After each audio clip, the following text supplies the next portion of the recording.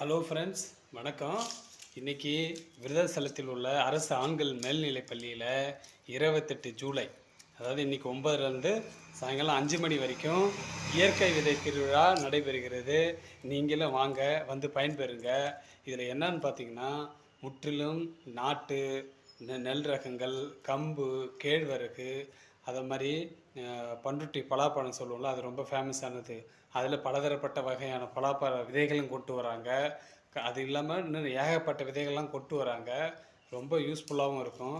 உதாரணத்துக்கு இது பாருங்க, நான் வச்சுருக்க பற்றி கையில் இது வந்து நாட்டு சிறகவரை, ரொம்ப குட்டையானது. இது நாட்டு சிறகவரை நெட்டையானது.